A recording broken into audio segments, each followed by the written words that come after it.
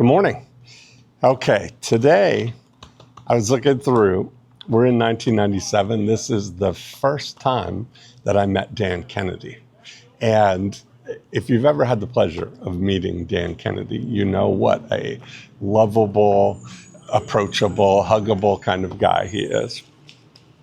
I'm totally kidding. I realize now, in 1997, I was, 30, and Dan Kennedy was probably 41 or 42, and he was kind of a grumpy old man then, even as the thing, in the best possible way. That's his thing. And I met him at Terry Hunnefeld had a weekend retreat for his Gold Rush members. And it's really, this is one of those things that's like a seed, because without Dan Kennedy, like I'd been studying Dan Kennedy for years. I'd been a subscriber to his No BS, the Dan Kennedy newsletter. And Dan, in the early to mid 90s, was kind of what John Carlton would call action central for this new business called the information publishing business. And, we're at a point where there was no internet, and it was just starting. But the primary thing that people would do, they would pick a market, they would write full page ads that run in industry specific magazines. So this is what Joe Polish started doing. He learned this model from Dan Kennedy of running ads in a carpet cleaner magazine, getting people to respond for a free report, and then mailing them a sequenced mailing package of 3 things and selling them a $697 or $897 marketing kit, their course.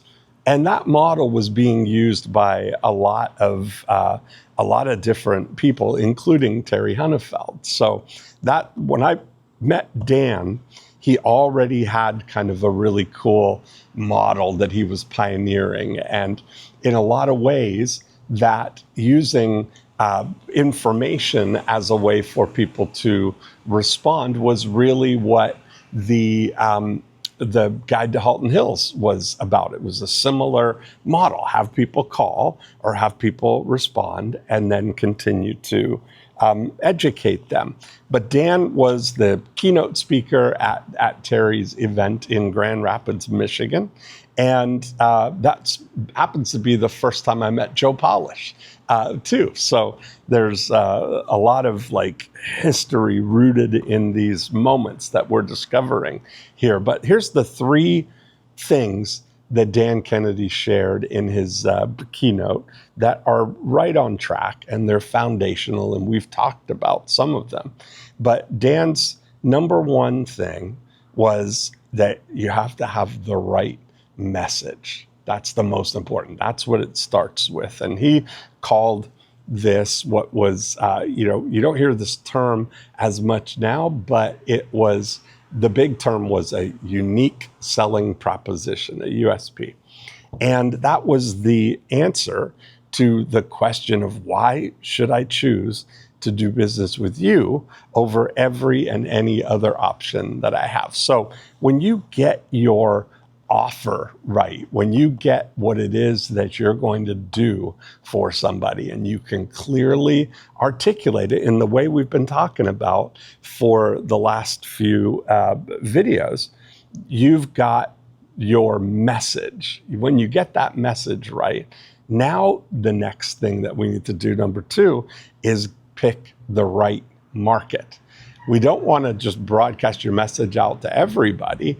If we can carefully select the right people to get your message, then that's 50% of the job. And that's why this information publishing business worked so well, was that you were running ads in an industry-specific magazine, in a carpet cleaner magazine, or a realtor magazine, or a homes magazine, that you have the right market that you're attracting there, and you know that the people that you can help are going to be gathered there. Or if you have what we call visible prospects, you can get a list of those people. So he went through and talked about some of the ways you can select them geographically, you can select them geodemographically, psychographically, and all those sound like fancy words, but you're basically saying you can select them where they are, or certain types of people. Like, we know that if you are a renter, then you're living in a particular area, in an apartment complex, or in rental homes, that that's how you can select that market. And the clearer you can get on it, the better. And then number 3 is the right media. And once you know what your offer is, and you know who's the best person to make that offer to, then we can choose the best media to get in front of those people.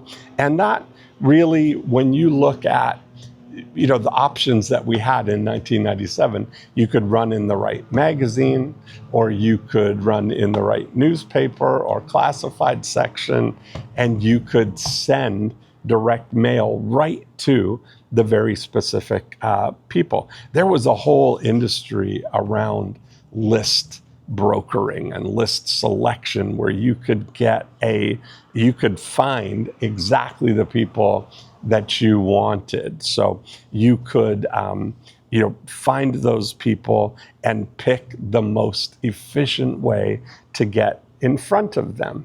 And then he amplified these ideas with something that I immediately implemented, and coming up I think in the next journal, you're going to see how I used this process. But he talked about intensifying your approach to this with what he called a plant the seed farm. So when you pick your group of people that you're trying to get to, he was sharing how to get dominant market presence in 45 days by using a 3-step letter campaign.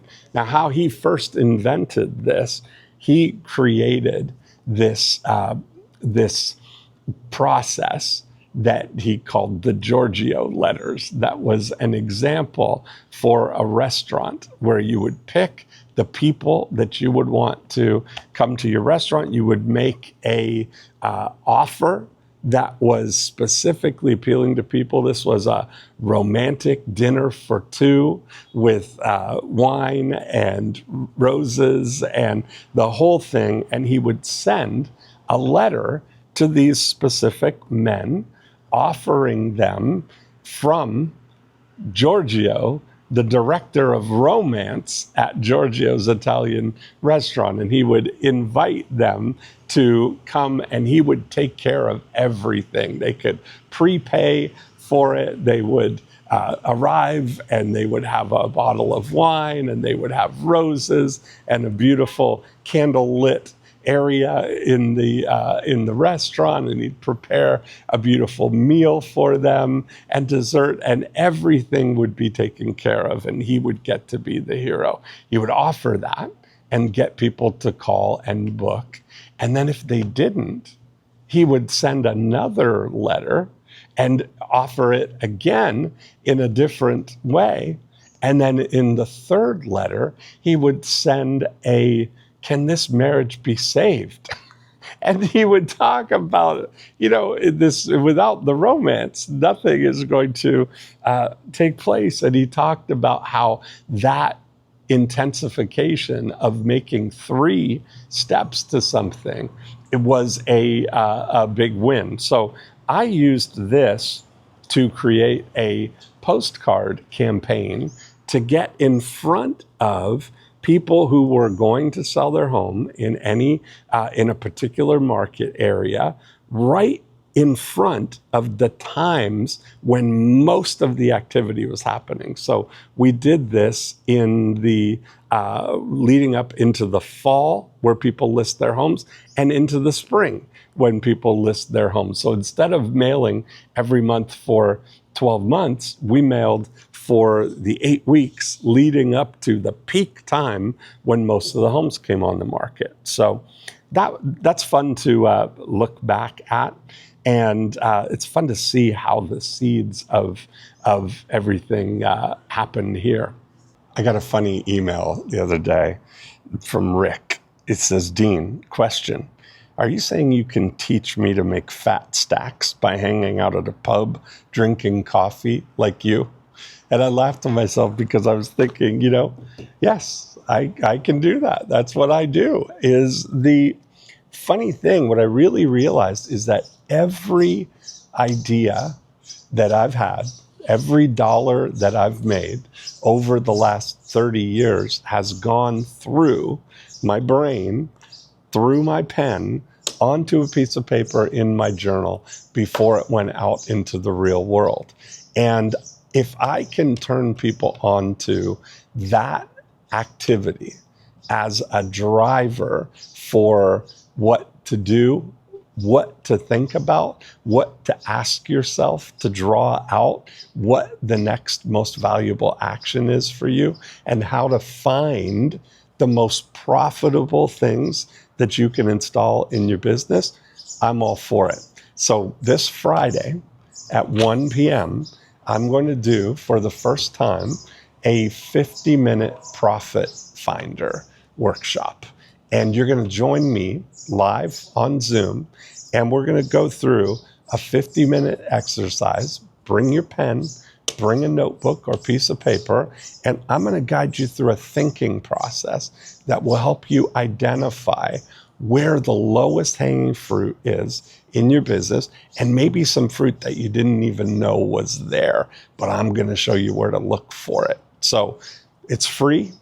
It's for you. It's Friday at 1 p.m. this Friday. Just watch, go to, what did we call the website, Josh? 50-minute profit finder. Just go to 50minuteprofitfinder.com and I'll get you all the details, and hopefully you can join us then Friday, 1 p.m.